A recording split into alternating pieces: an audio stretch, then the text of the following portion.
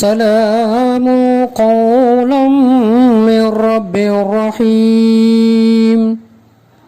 நிகரில்லா அன்புடையோன் இறைவனிடமிருந்து சாந்தி நிலவட்டும் என்று முகமன் கூறப்படும்.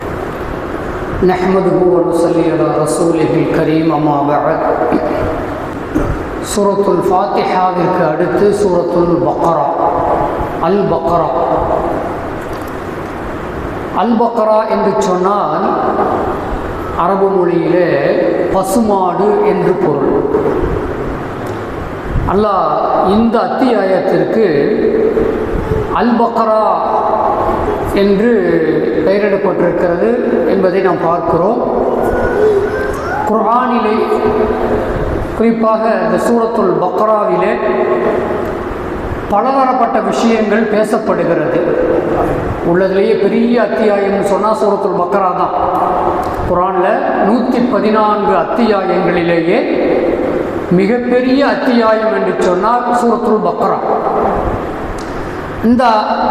இந்த அத்தியாயத்தில் பல செய்திகள் இதில் பேசப்படுகிறது. அதில் ஒரு செய்தி என்ன அப்படின்னு சொன்னால், மூசா அலைஹிஸ்ஸலாம் அவங்களுடைய காலத்தில் நடந்த ஒரு நிகழ்வு. ஒருவர் கொலையுண்டு போகிறார், கொலை செய்யப்படுறார். அப்படி கொலை செஞ்சது யாரு அப்படிங்கிற விசாரணை நடத்தி அது மூசா அலைஹிஸ்ஸலாம் அவங்க பேரில் வருது. நீங்கள் தான் கொலை பண்ணீங்க அப்படின்னு சொல்லிட்டு பனு இஸ்ராயலுடைய அந்த காலத்தில் அந்த கொலையாளியை கண்டுபிடிப்பதற்காக வேண்டி மூசா அலைஹிஸ்ஸலாம் அவங்க ஒரு யோசனை சொல்கிறாங்க. ஒரு பசுமாட்டை அருங்க, அதனுடைய உறுப்புகளில் ஒன்றை எடுத்து, ஒரு குறிப்பிட்ட உறுப்பை சொல்லப்படுகிறது, அந்த குறிப்பிட்ட உறுப்பை எடுத்து என்ன செய்யணும்னு சொன்னால், இறந்து கிடக்கிற கொலையாளியாக கொலை செய்யப்பட்டு இருக்கிற அவர் மீது அடியுங்கள். அவர் எழுத என்ன செய்வார்னு சொன்னால், யார் தன்னை கொலை செஞ்சது அப்படிங்கிறத சொல்லுவார் என்று சொல்லி சூரத்துல் பக்ராவில் 67வது வசனத்தில் அது பேசப்படுகிறது. அது மூசா அலைஹிஸ்ஸலாம் அவங்களோடு சம்பந்தப்பட்ட செய்தி. அதனால தான் இந்த அத்தியாயத்திற்கு அல் பக்ரா அப்படின்னு சொல்லிய ஒரு அடையாளம் இடப்பட்டிருக்கிறது அப்படிங்கிறதெல்லாம் பார்ப்போம். அது அல்லாது இந்த அத்தியாயத்தில் ஏக இறைவனுடைய தௌஹீது கொள்கை பேசப்படுகிறது.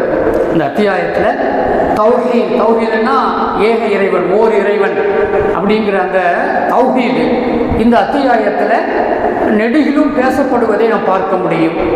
அதே போல மறுமையை பற்றி, மறுமை நம்பிக்கையை பற்றி இந்த அத்தியாயத்திலே ஆங்காங்கே பேசப்படுவதை நாம் பார்க்க முடியும். மறுமை ஒன்று இருக்கிறது என்று சொல்லி அந்த மறுமையினுடைய பலதரப்பட்ட செய்திகள் எல்லாம் சூரத்துல் பக்ராவிலே பேசப்படுகிறது என்பதும், அதே போல மனித குலத்தினுடைய ஒற்றுமை. இன்னைக்கெல்லாம் பிரிஞ்சுமை கிடக்கிறோம் பார்த்தீங்களா? ஆளாளுக்கு ஒரு ஜமாத்து, ஆளாளுக்கு ஒரு தலைவர். இன்னைக்கு நிறைய பேர் கவலைப்படுறாங்க. குறிப்பாக இன்னைக்கு இந்த அரசியல் விஷயத்தில் நிறைய கவலைப்படுறாங்க. எத்துணை வாட்ஸ்அப் தளங்கள் இருக்குது அப்படின்னு நம்ம பார்க்கிறோம். ஒற்றுமை நோக்கி எத்துணை தளங்கள் இருக்குது அப்படின்னு பார்க்கிறோம். 40 நமது அநேகமாக நம்மளாம் கூட அதில் நம்ம ஏற்கனவே இருந்தோம், இப்போலாம் வெளியே வந்துட்டோம் நம்ம. அதுபோல் நிறைய தளங்கள் இருக்குது. இந்த IFTN அப்படின்னு சொல்லி இஸ்லாமிக் ஃபெடரேஷன் ஆஃப் தமிழ்நாடு, அவங்களாம் அந்த ஒற்றுமையை உருவாக்கணும், எல்லா கட்சி தலைவர்களும் ஒன்றாக இணையணும். கட்சி நீங்கள் ஒன்றா இணைக்கலாம் கூட பரவாயில்ல, நீங்கள் எல்லாரும் ஒன்றா இணைஞ்சு ஒரு இடத்துல ஒரு ஆதரவு கொடுத்தீங்கன்னு சொன்னால் நம்ம தமிழகத்தில் குறைந்தபட்சம் நாம் ஒரு 20 MLAக்கள் நாம் வர முடியும் அப்படிங்கிற மாதிரி எல்லாரும் முயற்சி பண்ணிக்கிட்டு இருக்காங்க. அந்த மனித குல ஒற்றுமையை பற்றி இந்த சூரத்துல் பக்ராவிலே பேசப்படுகிறது அப்படிங்கிற பார்ப்போம். அதே போல மத நம்பிக்கையாளர்களை பற்றிய செய்திகள். பல மதங்கள் இருக்கிறது அல்லவா? ஒவ்வொரு மதத்திலையும் ஒவ்வொரு விதமான கொள்கைகள். அதில் மத நம்பிக்கையாளர்களுடைய அந்த நம்பிக்கைகளை பற்றி சூரத்துல் பக்ராவில் பேசப்படுகிற செய்திகளை நாம் பார்ப்போம். அதே போல முந்தைய நபிமார்களுடைய வரலாறுகள், முந்தைய நபிமார்களுடைய வரலாறுகளும் சூரத்துல் பக்ராவிலே பேசப்படுகிறது என்பதும், அந்த குறிப்புகள் எல்லாம் அதில் இருக்கிறது என்பதும் அதுபோன்று வழிபாடுகள், வணக்கம், நம்ம தொழுகிறது, கோப்பற்று, மற்ற நோன்பு, ஜக்காத்து, இது போன்ற அந்த வணக்க வழிபாடுகள் பற்றிய செய்திகளும், குடும்பவியல் சட்டங்கள் இருக்கு பார்த்தீங்களா, அதுவும் கூட சூரத்துல் பக்ராவிலே பேசப்படுகிற செய்தி. பொருளாதார நடைமுறை, பொருளாதாரங்கிறது மிக முக்கியமான ஒரு துறை. அந்த பொருளாதாரம் எப்படி கையாளப்பட வேண்டும் என்கிற அந்த பொருளாதார நடைமுறை விதிகளை பற்றியும் இன்னும் இது மாதிரி பல்துறை கருத்துக்கள் என்ன செய்யுதுன்னு சொன்னால் சூரத்துல் பக்ராவிலே பேசப்படுகிறது அப்படிங்கிறது நம்ம பார்க்கிற செய்தி.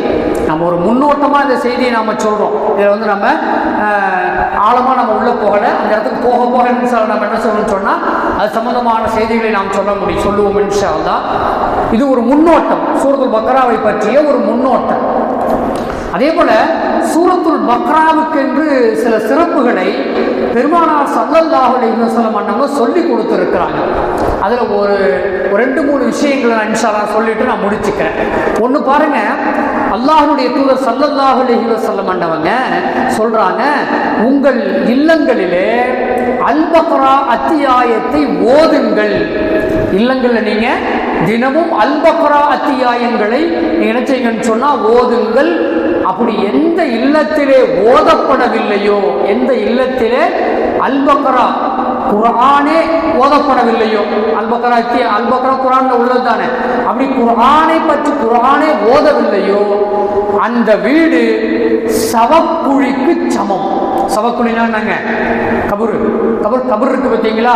கபூர்ல போய் யாராவது இருப்போமா? நம்ம கபர் எந்த விதத்திலையாவது நம்மள்ட்ட யாருக்காவது மதிப்பு இருக்கா? அன்பிற்கினியவர்களே, சவக்குழிக்கு சமம் அந்த கபருக்கு.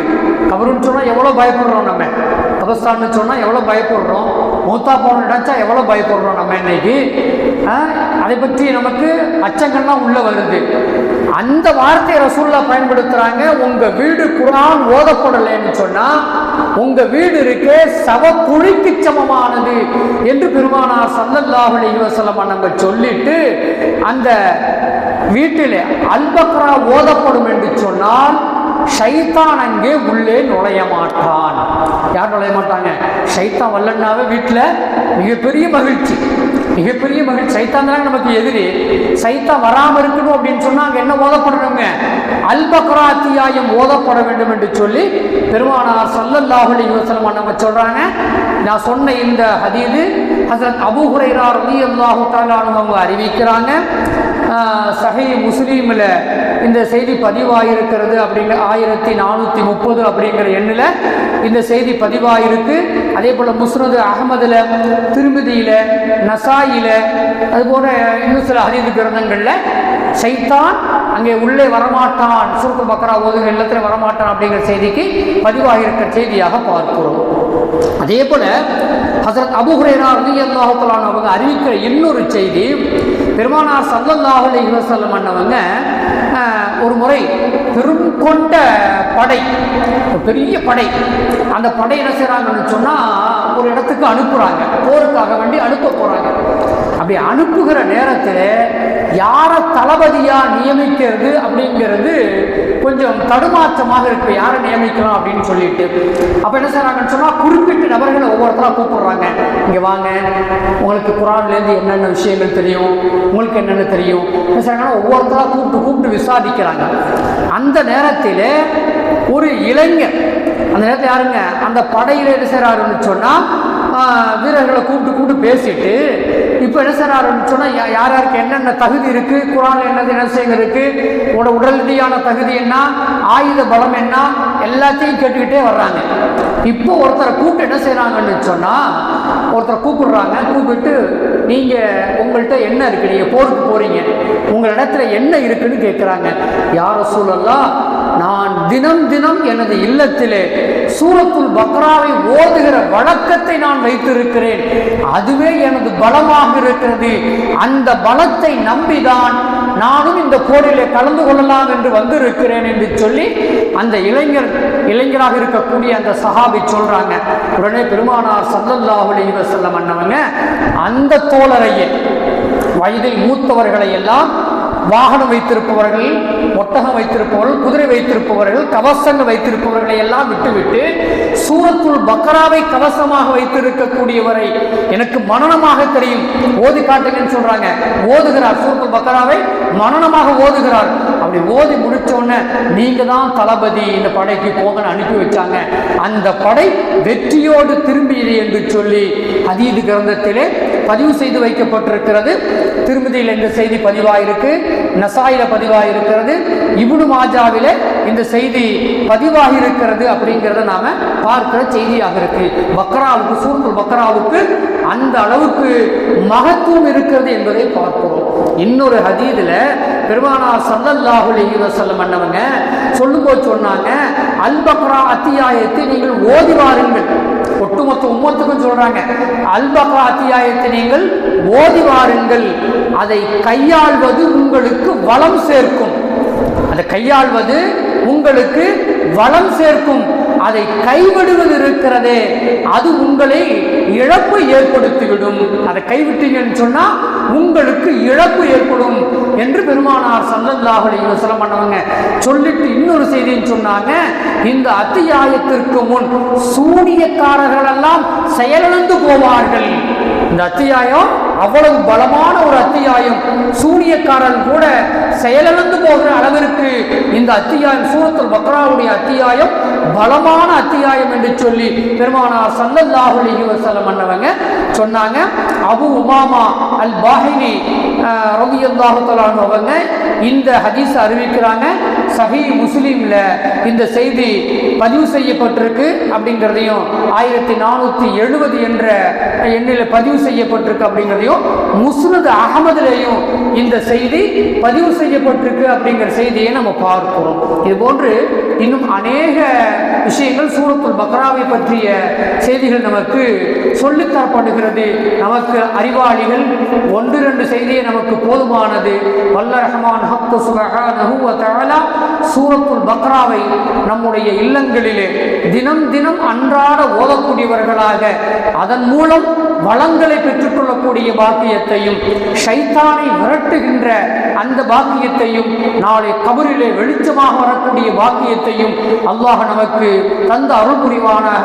வாஹிரு தஅவானா அனில் ஹம்துலில்லாஹி ரப்பில் ஆலமீன். அஸ்ஸலாமு அலைக்கும் வ ரஹ்மத்துல்லாஹி வ பரகாத்துஹு.